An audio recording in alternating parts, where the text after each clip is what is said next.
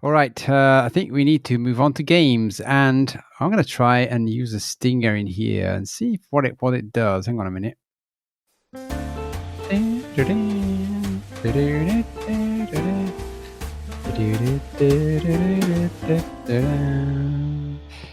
All right. Oh, it's put it in my stream. Oh, I didn't know. Oh, all right. Well, let's see if it works for us. Anyways, who's going to start today? I think, Guido, you should start, or I should start, or one of us. You start.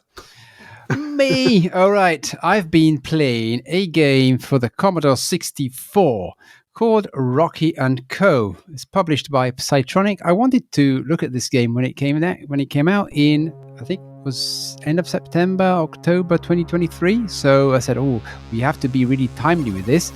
Now, 6 months later, finally, we get to talk about it. There's so many games. We love games, but there's too many of them, and I can't really keep track of how many there are. So this game is, again, published by Psytronik, and it was developed, designed, coded, and musicked, if that is a verb, by respectively Trevor Storey, Stuart Collier, and Saul Cross. And I think they had done before another game. So the game Rocky and Co. is about Rocky Memphis, of whom they had done another game quite a while ago now. I think in 2018. And it was called Rocky Memphis Legend of Atlantis. And again, it's the same team that did it then, Stuart Collier, Trevor Storey. And they did this, they create this sort of Indiana Jones sort of character. So the Legend of Atlantis has a very simple story. So you need to go and search for clues of the great city of Atlantis, and you've got this adventure which is like a platformer. And now basically with Rocky and Co, they have made this once again in like a very simple story. And the story is that Rocky Memphis, this great adventurer, has discovered the entrance of the lost temple of the great king Ku. Ku? Me? You? Yeah. So this time he needs to solve lots of puzzles. It's not necessarily only a platformer. He needs to solve some puzzles and find the fabled golden condor. Sorry, just a second, because there's an aeroplane passing. Okay. It's really, really loud.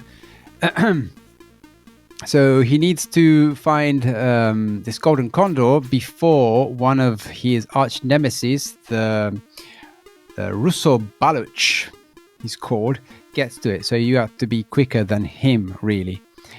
So can you reach the treasure first is the question they ask. And this game is, yes, it's a sort of a platform puzzler.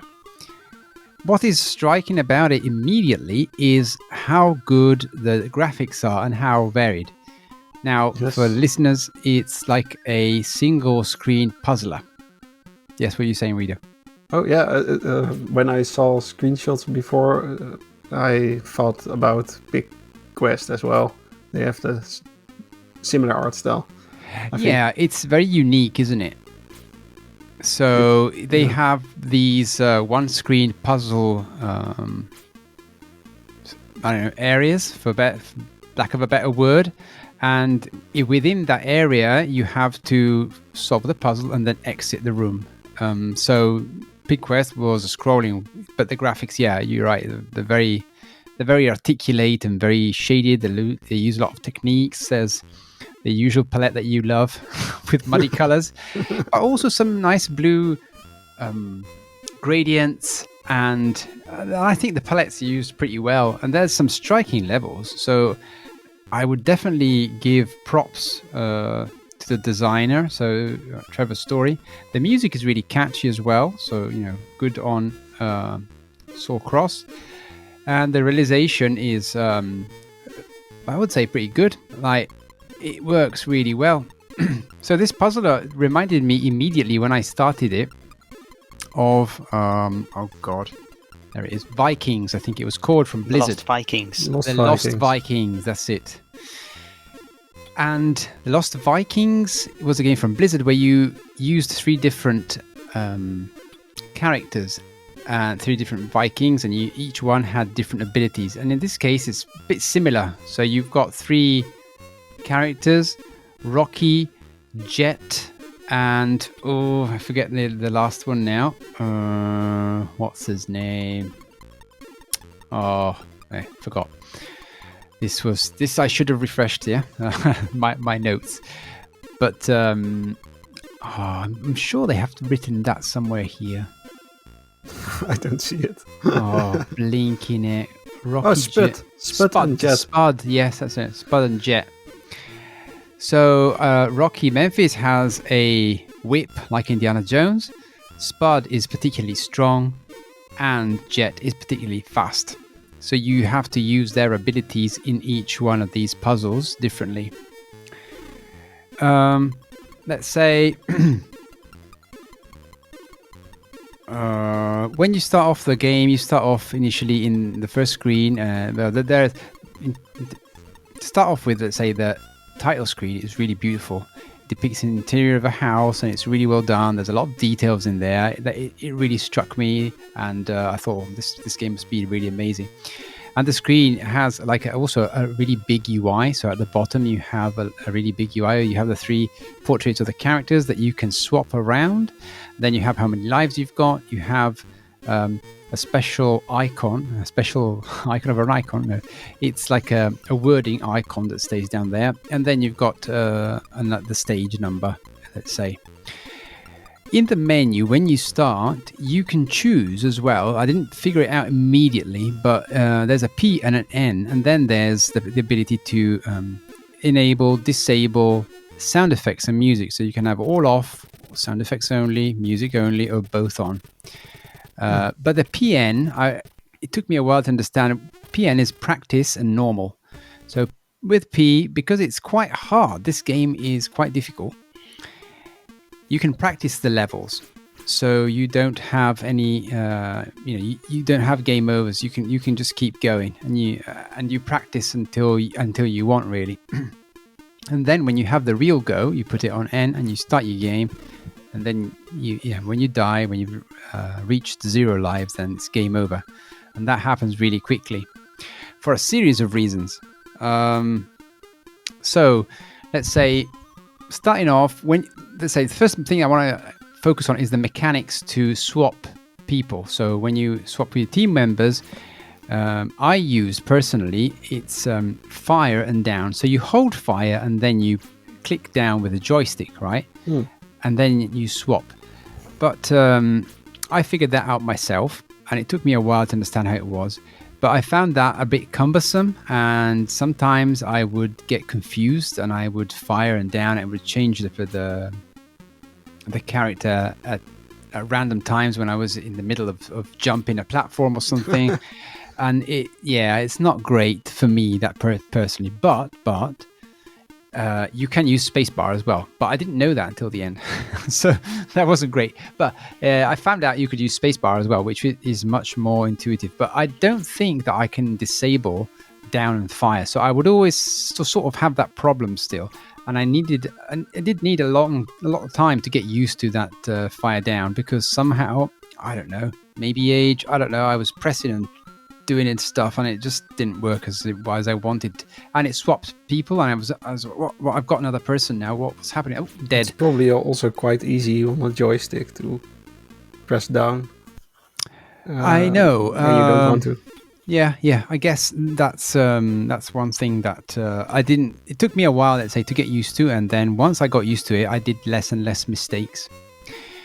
Then I did. So let's say this is the mechanic that starts off the game. Yeah, and you start using Rocky Memphis immediately, because there's a snake coming to you on the first level, and you have to kill it.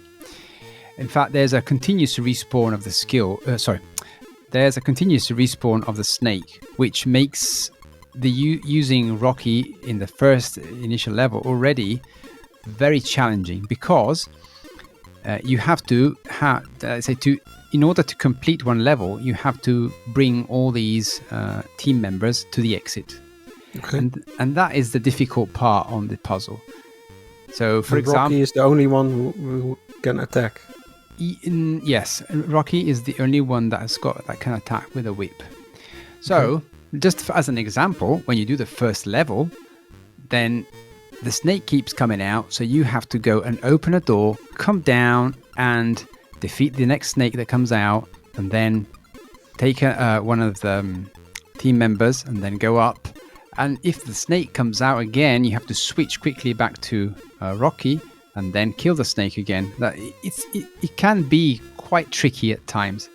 But once you got it, once you understand the mechanics and you time it, it's not difficult. But to get to the point where you really click with the mechanic of that particular puzzle might take you a little bit longer than you'd want. So there's like skill and thinking involved, or is yes, it like a lot. And I think that is to its benefit, but also to its detriment, because sometimes, in order to get that skill, you solve a lot of the puzzle, but you're not skilled enough, and then you're back to the start. I will explain that in a second. So let's say again. It sounds very familiar, but you hear about my game later on. Okay. Yeah. Yeah. I mean, it's a game that I think it's, how do I put it? It's difficult to say. Like there's 12 stages in total. So by the time if you start thinking, I've had enough, it's finished. So I think it's really well balanced in that respect. So it kind of functions well. It doesn't outstay its welcome, and it does what it does well, but you have to be good. You have to be good and study it a lot. That's why they put the practice mode, I guess, in, which is not super common in today's games. So just to finish off, the first level is really stunning, beautiful. So you have to go and open this door, and then some bats come out, so you have to run down again, and then you have to go back up with different team members, and don't get them killed by the snake. Put them all at the exit, then the seed flips. So already in the first puzzle, you have already something that's a bit unusual. So not unusual, but it took me a while to understand how to open that door, because there's no lever, there's nothing. You have to turn around and just whip what I suppose is whipping one of the statues behind in the background. But there was no indication that was a lever for me, so I did not really recognize that. So it was a bit of a trial and error, and I didn't know what to do for quite a long time. I tried blocking the snake in the door with a little box, but it didn't work. And then I was looking around for a lever or something, or whipping the door, and it didn't work. And all I had to do is turn around and whip the air, apparently. Now, this problem, which is not really a problem, but it's just probably a design choice, does not affect let's say most of the puzzle games are okay. You can understand where you have to go. You can see the little mechanics that work. Not all of them, but most. So I think it's again just one of the distinguishing features of this game, really, I would say. So as you progress in the levels become more difficult, and they have more timing puzzles as well, and they're really well done. There's a lot of intricacies. It's like setting off the Incredible Machine. I don't know if you have that in mind from PC games. So you don't really do anything like it, but it gives me that vibe when I go down the trapdoor, set a switch, the other guy goes in and then sets another switch, then I can release that switch, I can go down, and then I can go in, then one guy has to release another switch, comes forward. It's this sort of mentalist mechanics that you have to all think about. So it's very punishing. So if you get to maybe the end, and you've done all this effort of getting down the trapdoor, and then maybe Spud is holding a mechanism to open a door, is waiting there, and Jet is going through the levels, avoiding the bat, and you start getting 2 at the end, and it takes you, let's say, the first time, I don't know, 15 minutes to figure it out and try you die. Maybe, me, my IQ not a great one, but you arrive there, and then maybe a bat hits you, and then it just boom, starts from the beginning again. Just one hit kill. Yeah, you lose a life, and then you start from the start. If one member dies, then it's done. Yeah, they all go. Okay. You start from the beginning of the screen. You lose a life, and you start again. So that's the. So now I've talked. These are basically the only two drawbacks of the game. Well, there is one more, and then for the rest, I think it's a brilliant game. So the last drawback of the game is sometimes the precision. So I found myself sometimes trying to walk down some trapdoor, only to not be perfectly aligned with the trapdoor. So when I would pull down, it wouldn't work. But then I would, in the fire of the moment, I would move it a bit right and then go down, and then the trapdoor would cut me in half, and then I would start all over again. That's the last drawback. Sometimes you have to be quite precise in what you're doing, and that's about it. Let's say in terms of let's say drawbacks of the game or things that I didn't like. The rest is absolutely great. The puzzles are interesting. As you said, it's a mix of sort of puzzle solving and ability. Naturally, I prefer the non-ability games because there's not much ability left in me, but I managed to make it quite far, and there's only 12 stages, isn't there? And each stage is crafted, by itself. So it's a complete entity, and it's obviously it's got graphic continuity. So if you're in a cage, you will go in another stage with a cage, but it will be completely redesigned, like hand drawn. It's really nice yes, graphics for the Commodore 64.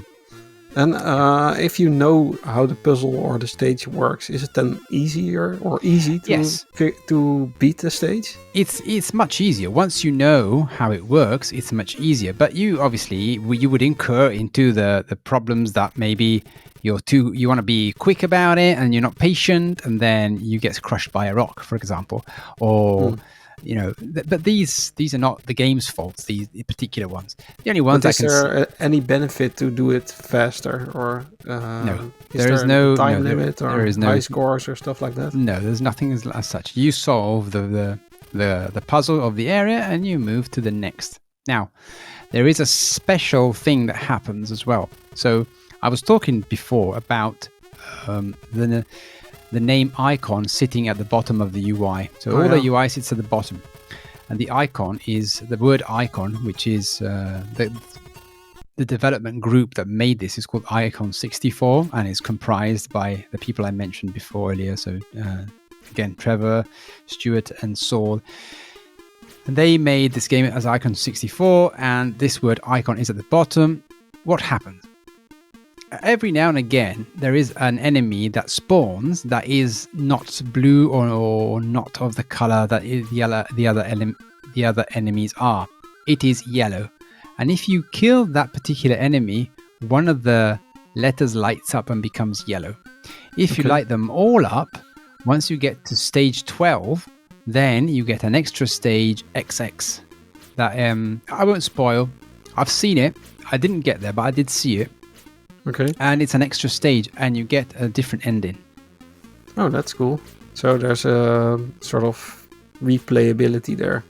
Yeah, you can attempt to do the icon, I'd say. But is that randomized, the yellow? So I did not. I was not able to identify any patterns that I did. So, for example, I think it's the snake as well in the first level. After so many snakes, a yellow one would come out, and I was like, so you have to wait, sort of grind until you get it. Yeah, you can do that. Again, there's no timer, so there's no drawback in waiting and time scumming, I guess you can say, the levels. But it could be tedious. Well, if you want, you've got 12 levels, and I suppose by the time you do it over and over again, then I don't know. You kind of understand, and if once you know it, you just wait for the yellow enemy, and then you kill it, and you've got it. Do you get any save spots in these levels? No save spots. It's only 12 levels, yeah? I mean, if in a typical level of this game, can you place the 3 characters in a safe spot so that you can think about it? Sorry, yes. I thought you said saving. No. Safe, yeah. yes. You can put them in safe spots. So you can wait a little bit there and think what needs to be done next. You can do that as well. Because I think that I'm looking at some preview as you speak, so the levels do look quite complicated to figure out how to solve, but maybe I would love that, but the enemies and the traps that keep moving are a little bit, well, making me anxious all the time, because I see that the 3 characters are constantly on the move, but maybe it's just the preview I'm looking at. And once you know how to solve a level, you can just move everyone to the right spot for the next thing you need to do. But it seems a bit stressing that if you have to keep moving to dodge these enemies. But if there are some safe spots, that would be great, because once you figure those out, you can then take a breath or think what's next. That's what I was asking. Yeah, you definitely can do that. Can you work together? Is there a function of every character? Because I remember for Lost Vikings, you could, for example, one had a shield and you can put it on top of your head and somebody could stand on there, or stuff like that. Interactions like that, no. I don't think the interaction, I haven't seen any interaction like that happen. But for example, there are some switches that can be pulled only by Spud because he's heavier. There are some runways that you are run after a boulder. Sorry, not run after, it's the other way around. So the boulder is after you. And the only person who can run away from that boulder quick enough is Jet. So you have specialized abilities that are useful in that sort of scenario, but are not together in how you'd think. But there is at least, I think, some places where one character needs to be pressing a tile or something like that to open up some doorway for another. So it's not exactly a direct interaction between the 2 characters, but still one needs to do something for the other and stay there maybe in a spot while the others move. Yeah, they're all like that. Every level is like that, basically. So they're all working you have to find the correct combination of things they have to do together in order to be able to all exit the stage. Okay. So... seems fun. Yeah, it is. 12 stages seems very short, but I don't know. But I think it's the perfect length for this game. So I think they've done it really good. Also, if because the level of complexity is as high as you make it sound like, it might take you even hours to solve one of the most difficult levels. You have to take in consideration who's speaking here. It's still one screen. How much can happen on one screen? But some of the levers, there was in some levels I didn't even notice them because they were a bit small. So I was like, what am I going to do here? I'm going to pull. I just didn't really notice them. Some of them blended in the background or looked part of of a statue. I remember. And then maybe I made it all the way there with Rocky, and I jumped to hang on this lever to pull it, and then he would pull it. But then I don't remember if he wouldn't stay on or the door would close again. I didn't really understand until I put Spud there. So there's a lot of repetition, you have to redo it because you don't really know who needs to be where until you actually test it. There's some tiles on the floor. Yeah, I think there's a lot of that. And but I think it's part of the gameplay that they intended this trial and error. So for example, on the floor, there's a tile that you press, as Diego said, to open a door. But Jet is too quick and light, and if she stands on it, nothing happens. So either Rocky stays on it or Spud stays on it, and then it works. But maybe you can't use Rocky because he has to do the whips elsewhere, so you have to use Spud. You have to think about all this.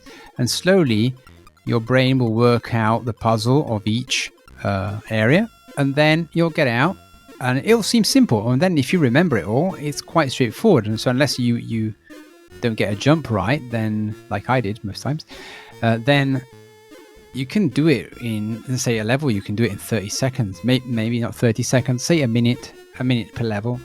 So once you know it, I think, I don't know about the replayability. It's mainly using the icon sort of secret thing to get the last level. But otherwise, once you've done them, maybe wait, I don't know, a year, 6 months, and then you can play it again. But I really enjoyed it, to be fair, as well, because I knew it wasn't going to be 500 levels. And I know it's only 12, so I can probably reach the endings. It didn't seem out of reach. Okay, well, that's good. Just again, I really want to say again how beautifully they are designed, the levels. There's one that you'll probably see in some animated GIFs about like a level where you have some boulders that need to go and fit into three. There's 3 boulders, but you only got one when you start off with. And they got to go in 3 different holes. And the background of this is a giant skeleton mouth. Won't spoil anything there. But that level is so beautiful. They're so beautifully designed. So props for this. And there's another level that looks like Burger Man. What's it called? Burger Time. Sorry, Burger Time. Yes, but it's nothing to do with Burger Time. But it reminded me of Burger Time. And there's the other levels that are, well, I won't spoil. But there's other locations as well, which are really, really well drawn and intriguing and nice stuff. There's one with that water log. It's beautiful, really beautiful. And it's only $5, so it's $5. There is the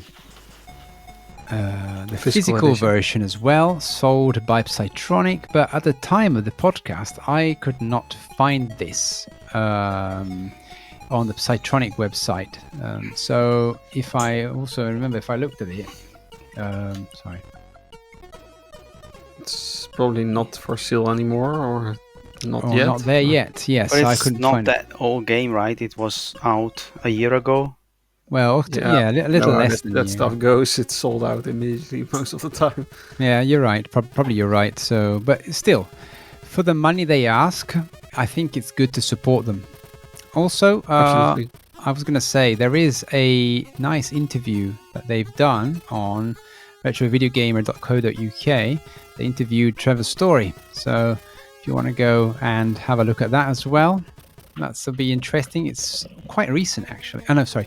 It's not quite recent. Delete that from the podcast.